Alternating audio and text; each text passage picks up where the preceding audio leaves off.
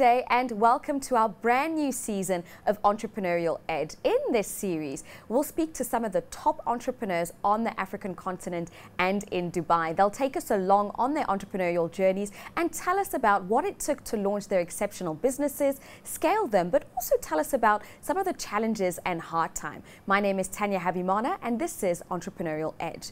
Today's entrepreneur is a tech entrepreneur and innovator.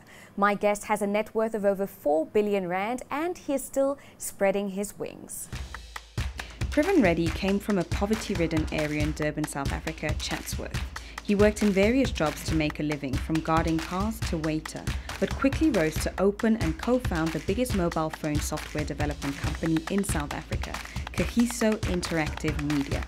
Driven by key forces for success, he expanded the company's presence in the UK, the USA, the UAE, and New Zealand, winning several awards along the way. Expanding his interest in technology, Priven is dipping his toes into the crypto space and beyond.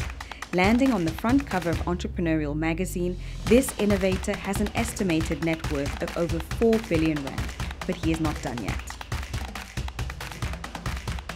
Let's meet Priven Reddy, co-founder of Kagiso Interactive Media.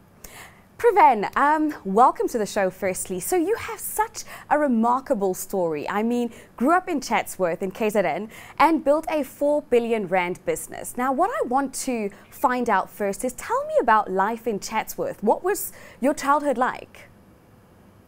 Firstly, thank you so much for having me on your show. Growing up in Chatsworth, looking back, so many people ask me, would I change that? I don't think I would. I think all of the culmination of moments and experiences added a catalyst for me to want to strive for being better. You may get people that grew up in palatial neighborhoods that become successful due to networking and so forth. But growing up in Chatsworth, all I had was the surroundings of where I was and schooling in the Durban CBD.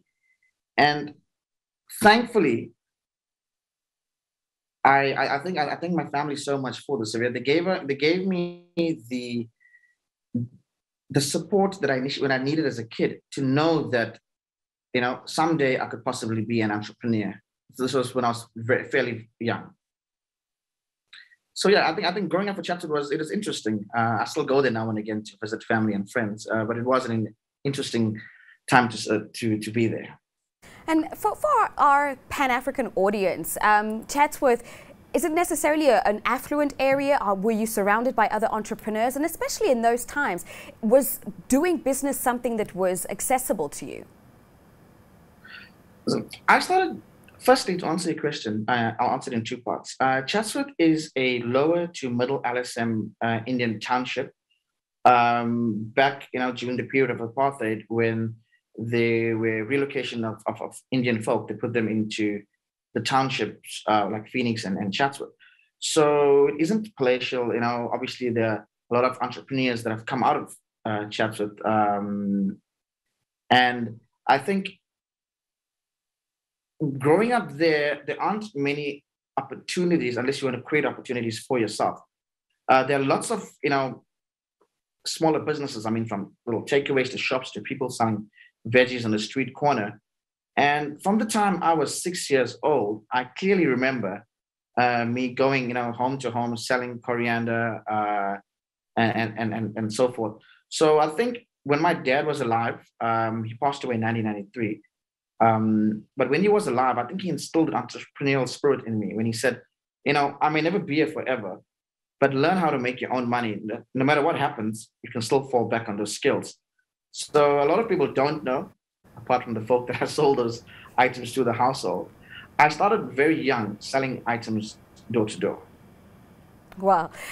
Your father was certainly a wise person, and I'm hearing selling coriander, and also know that you were also working as a car guard. Tell us about your first opportunities to make money and potentially even your first jobs. What were those? People look at it and laugh at me saying I actually worked as a car guard, but I actually made quite a bit of money. I was 18 years old. I finished high school. I had no job. My grandmother had a little, takeaway opposite the Durban Court in Sumsey Road.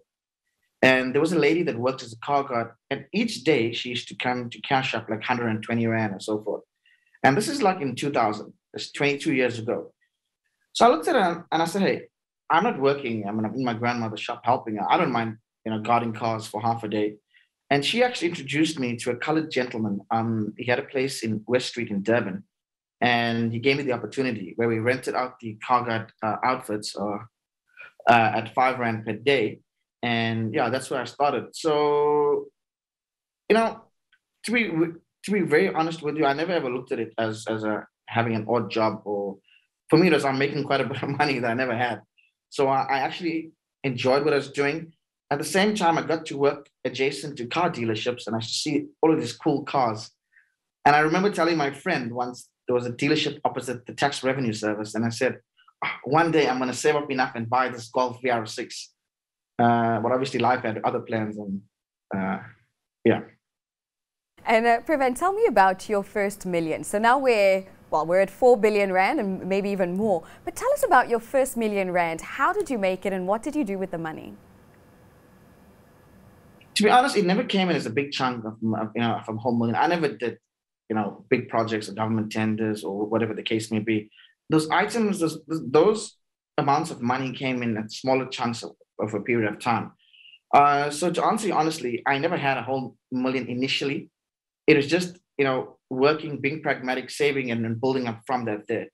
I can't come to views and sell them this beautiful story and say, I made my first million doing this. I was the youngest millionaire. No, I wasn't. I actually wasn't.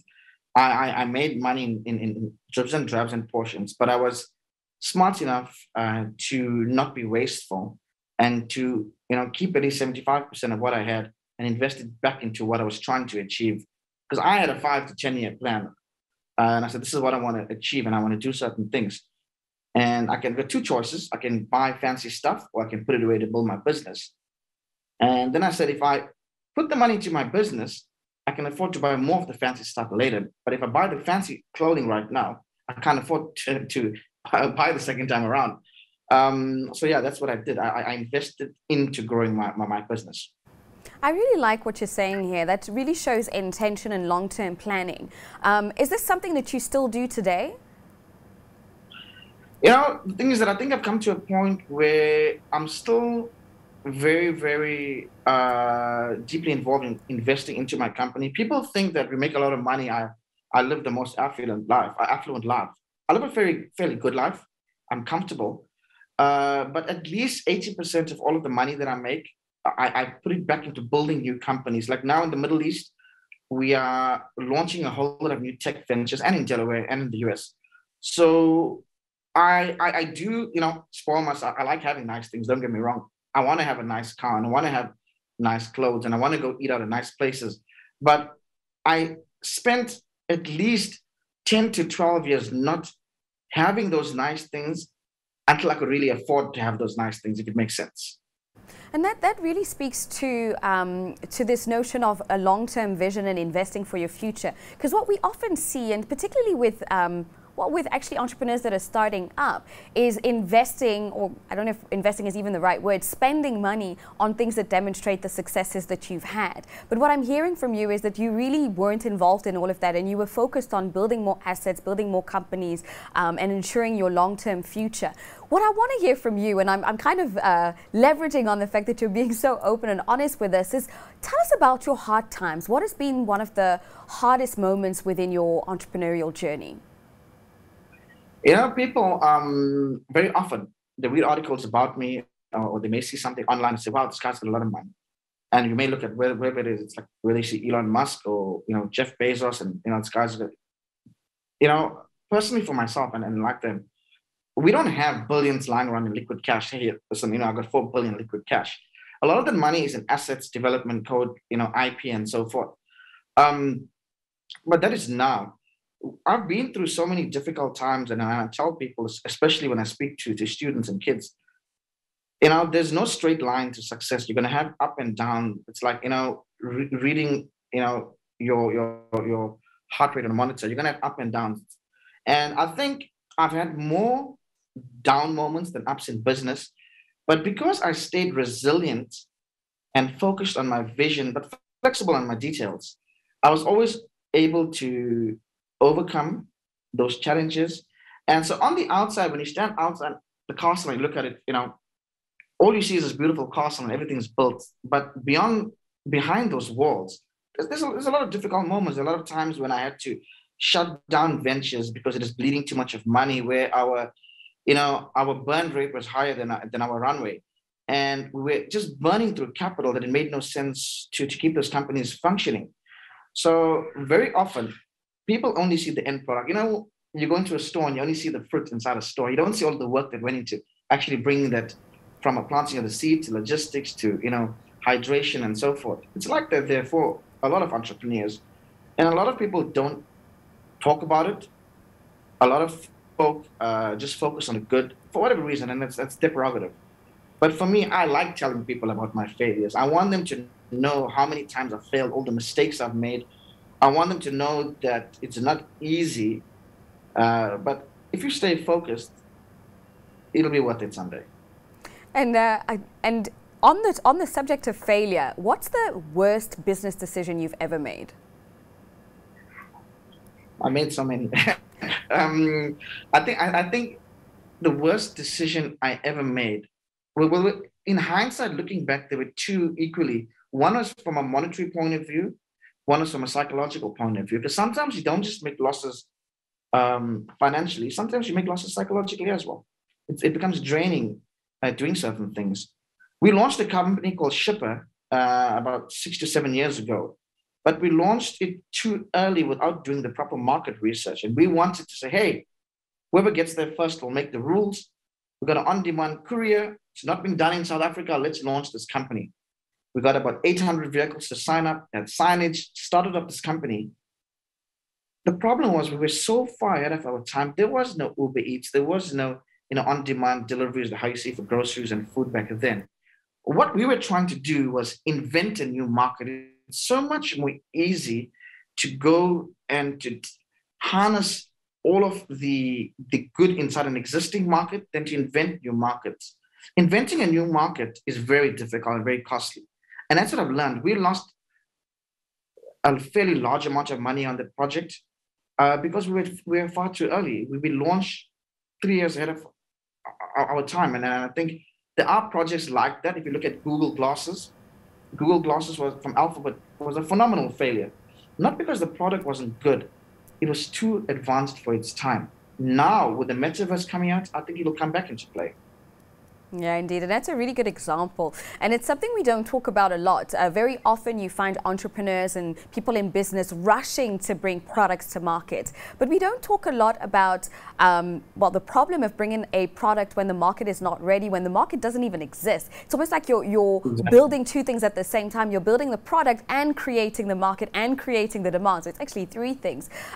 Would you try that business again? Do you think it would work this time? Listen, I think the market has matured well enough. Enough entrepreneurs out there that are listening on the show, unless you've got the financial backing behind you, don't try to invent new markets too quickly because you're going to run out of capital sooner than you know it. And I've seen thousands of amazing ideas come out of Africa that have failed, not because the ideas weren't good. The ideas were amazing. It was too early with too little capital. Going back to Shipper, would I launch it again? It's a great idea.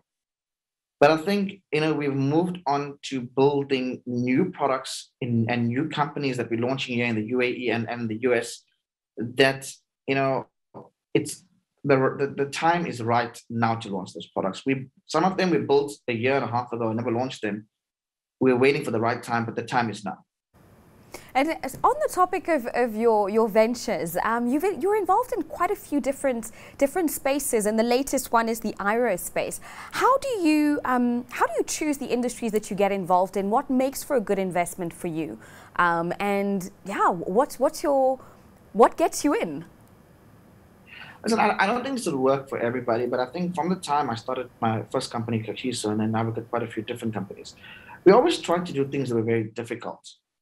One was we like to challenge, but at the same time, it was just mathematics. I think when you choose something that's very difficult, you don't have much competition. So when we got into mobile apps, we were the first company in Africa building mobile apps. When the mobile app sphere became saturated. We moved on to AR and then VR and then mixed reality, and we keep innovating onto blockchain and so forth. And I think what we try and do is try and do things where we find less competition and things that are really difficult. Because if you solve a problem and if the solution is fairly difficult, but you may gain mass adoption, I think you're onto something. With our aerospace project, it's been basically like almost 50 years since we had passenger supersonic flights, and there's companies out there like Boom Supersonic that's doing a fantastic job, and we just found a way to do things differently that is going to make a difference. And I think the people want to be connected globally quicker. Supersonic flights were banned for many years, many decades, due to the sonic boom over the land. And we've got multiple patents filed for muting the sonic boom on our aircrafts. And in terms of the market, and you've alluded to another player in the industry, Boom Supersonic, where do you think the market is headed in the next 5 years? I think in the next 5 to 10 years, you're going to see more companies come out and more manufacturers moving towards either smaller supersonic passenger jets or commercial supersonic liners, as the people want to be connected quicker. Sometimes I talk to people and I say, it's so weird. I had breakfast in Durban, lunch in Johannesburg, and dinner in Dubai. Now, a few decades ago, that wasn't possible. And here we are doing that right now. But I think for the avid business traveler, for regular commuters, everything wants to happen quicker. We got microwaves to make our food hotter. We got things, mobile phones to connect with each other differently. And I think there hasn't been an evolution in air travel for many decades. And it's inevitable. It has to happen. Whether we do it or Boom Supersonic does it or any new entrant into the market, I think that's the next evolution in air travel. And I have to say, as an avid traveler, this sounds like an amazing opportunity to be able to be at several places almost at once. But I have to say, candidly, it sounds like a costly venture. How did you go about financing all of this? Well, we have been self-financing what we're doing at the moment in basically all our projects. With regards to the supersonic airline, this is an 8 to 10 year project. Right now, we've got different entities globally that are involved in getting involved with us from a government point of view. We haven't decided, but there's a strong possibility that we may actually house the company and settle down for operations and development here in the UAE. At that point in time, there's various potential investors that are keen to come on board. But for now, we are self-funding the initial development and the R&D for it. When the time is ready, like every other company out there, we will raise funds for that. And I guess you're in a position where you can, but with your other ventures, your earlier ventures, Kagiso Media, how did you go about getting the financial backing to get started? And was it even something that you needed? Well, Kagiso Interactive, well, we didn't need funding initially. We self-funded it. We were a small company. I started working from home at my friend's garage. We moved into the Durban CBD and we built from there. So it is self-funded. For the other ventures that happened over the years, sometimes we sold a small piece of equity in it initially to maybe one investor, two investors at the max. But most of them, we self-funded those ventures and we try to scale it on our own because people don't believe in your ideas until you've proven something. So it's difficult in South Africa to get venture capital, firstly. It's difficult to get investors into tech when we were 10 years ago. Now it's a bit easier. 5 to 10 years ago, it is a bit difficult. So we just said, hey, listen, we've got two choices. One is that we can keep on trying for investment, and if we don't know when it's going to happen, or we just build and see what happens. And I think we've done that, especially this past year. We've spent a vast amount of resources into developing fairly high-end projects. One of them is a new social media platform that we hope will succeed Facebook. And I think Facebook was an amazing product for its time, but it's an analog watch in a digital era. Things have got to change. So I think we've managed to bridge the gap of what's missing in the market. So yeah, initially we had to self-fund, do things small and scale up from there on its own, to get to a point where you can afford to self-fund it. And it's crazy because we got so many ventures right now. I don't know how many people are actually funding like about 10 of their own ventures. So all it takes is one to work out, and they'll make the difference. Exactly. And I have to say, I really like the ambition that you have. I can feel the energy from here. One thing that you did mention, though, is this notion of skin in the game, of showing that you've put your own money to back up what you believe in. And I understand as well that you have a passion for the younger generation. What would you say to the younger generation that's just starting out? I actually wanted to say this, Savia, we were chatting earlier, but I'm going to mention it now. I think too much of the youth are caught up in this Instagram and social media lifestyle where you make money, you got to go out there and, buy these bottles of champagne, buy the fancy clothes and show the fancy cars. Those things won't last long when you're starting off your business. I waited 10 years, 10 to 12 years before I could actually afford to do those things. So the youth out there that are listening to this right now, do what the guys in the UAE and the US do. You'll never find, Mark Zuckerberg or, any of or Jack Dorsey, any of the guys when they were young going around, popping bottles of champagne to impress everybody. Be pragmatic, get to a point where, if you buy that one bottle of or two bottles of champagne in the club to show off on your Instagram, you can afford to buy another 1,000 more. Don't spend your last money that you have trying to impress people out there, because that vanity is short-lived. And when you don't have anything, you don't have any friends. So, impress your bankers with how much of money is going into your account. Impress your investors who's getting involved in your companies. Those things will really count. It's we all get into this, there's the self-adoration on social media, and we love the adrenaline rush, and it boosts our ego to have these thousands of likes. But there's thousands of likes and there's 100,000 comments who won't pay your bills. So, invest into your company, and your company will eventually, you'll reap the rewards from that. Yeah, indeed. Some wise words there. And also the other thing that comes up quite a lot with, let's say the entrepreneurial journey is this notion of at which point do you start upping the investment, if that makes sense. So say, for example, an entrepreneur is starting out, a lot of what they're doing is bootstrapping, done in-house. The two founders or the three founders are basically doing 4 or 5 different jobs at the same time. At what point do you start investing? Do you start getting proper lawyers? Do you start paying a little bit more for your infrastructure, paying a little bit more for your support services? This is something I learned the hard way. It's the mistake that I made. Very early on, I wanted to get fancy offices and never spent the money on getting proper legal advice and proper accountancy in place. I think one of the priorities need to be, when you're first setting up your company, is budget as much as you can for getting proper legal advice and proper accountancy in place. The legal advice will protect you from problems that you're going to face down the line. You don't want to be making money and be paying, exorbitant legal fees because of the mistakes you made earlier. So invest into having proper, governance in your company and legal structure to that. And that'll save you a lot of money down the line. At the same time, don't go with the cheapest accountant, but you'll have the biggest problems.